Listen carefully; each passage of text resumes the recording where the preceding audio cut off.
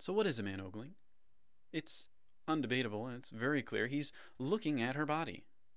However, that's only the first few moments. After those first few moments, the woman will notice that he just keeps standing there gawking. And she'll find that she can glare at him, even shake her hands, or yell at him, and he just keeps staring. And that's because although his body's still there, he's not. He has gone into his mind to create his mental image. His intention is like a sketch artist, he's crafting the curves of her body, the beauty of her form, with the intention of surpassing her beauty. He wants to make a perfect, a flawless mental image of beauty within his mind.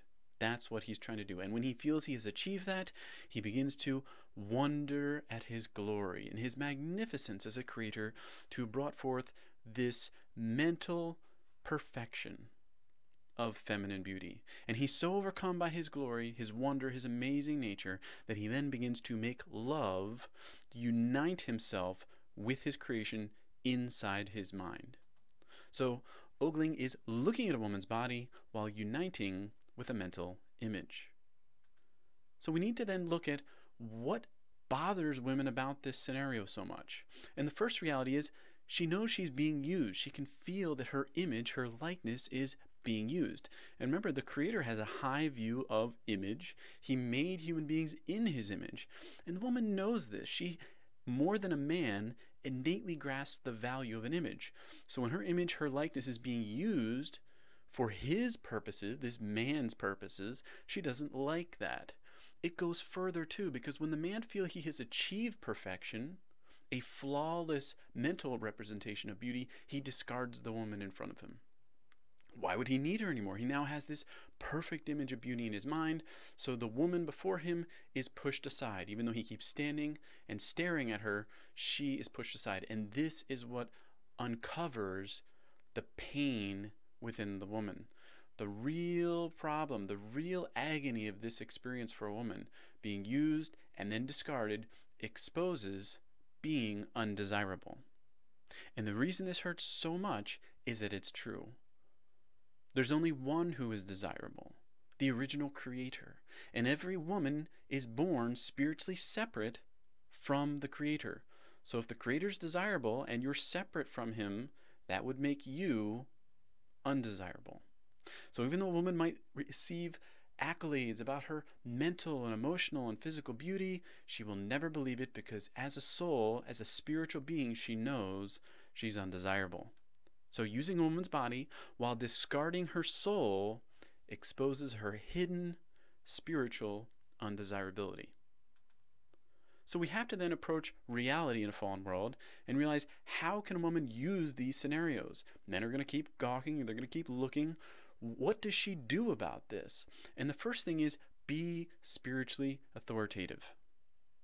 When God created men and women, they were both made in His image, meaning that we have an equal standing as spiritual beings.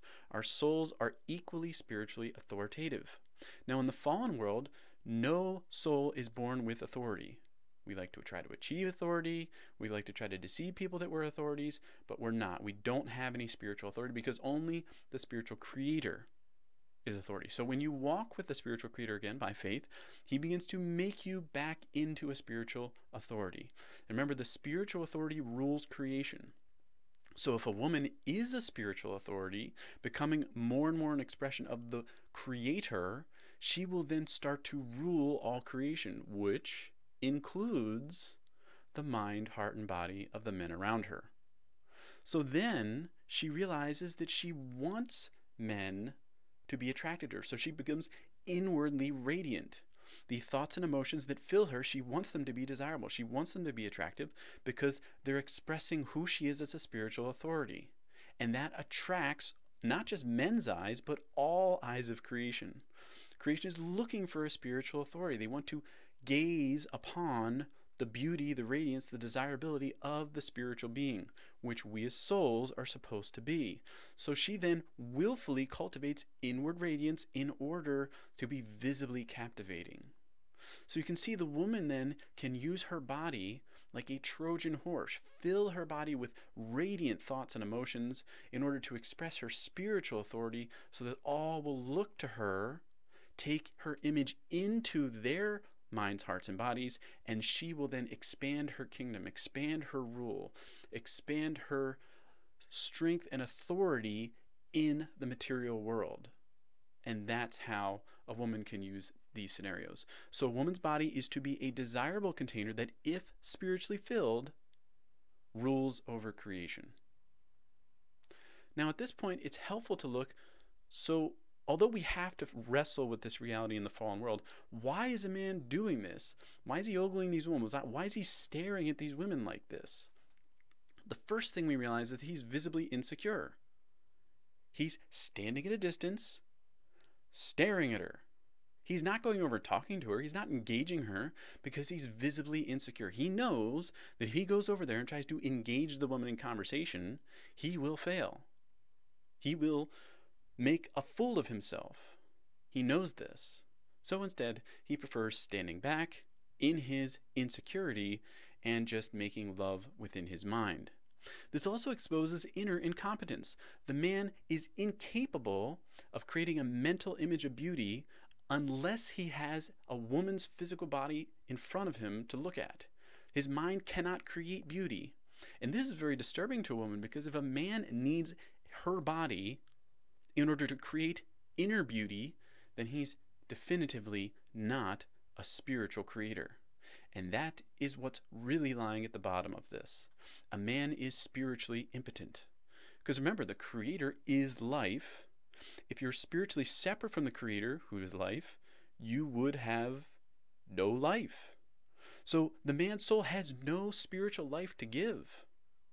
And that is very upsetting to women as a whole, because if there's no spiritual life in a man, then all creation is doomed to death. So if a woman is forced to relegate herself to only pursue a husband that is a spiritual being of life, meaning that he has physically died and been able to bring his body back to life, that's a very short list of possible husbands. However, there is a list. So we see then that a man makes love in his mind because he knows he will fail in every other realm. And it's not just that he will fail, he knows that he is a failure. Because spiritually, he's separate from the one who is life. He's separate from the one who is successful, and therefore he knows his soul is a failure, and to go out into the world means that he will fail.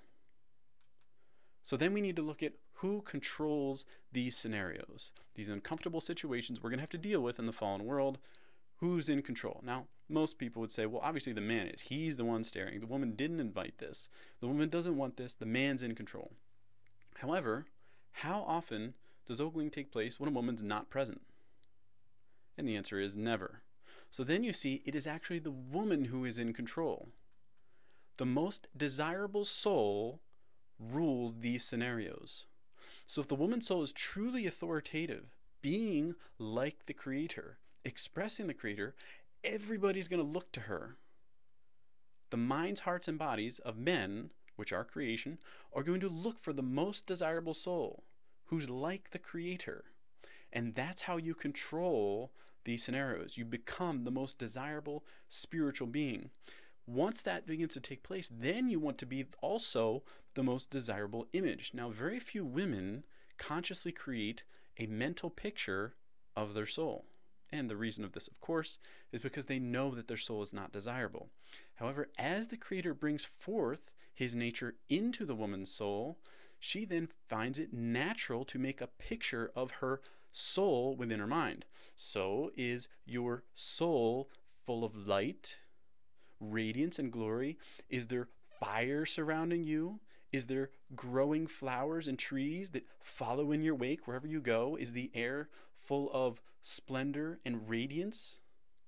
You can create that image after your soul is being made into the likeness of the one who is desirable. And then it finally makes sense why you would want to embody a desirable presence. So we see this in the fallen world, a woman who has crafted herself into what the world thinks is beauty, When she enters the room, all the men turn and look. However, how long do they look? A few seconds? Maybe? A minute? If you embody all three, though, if you're the most desirable soul, the most desirable image, and the most desirable presence, everybody looks to you. Why? Because they know you're walking with the Creator. They know you're creating like the Creator. You're creating an image. You're creating a presence. You shift creation. You are gravity itself. You are magnetism to creation, and everything starts to obey you, whether they know they're doing that or not.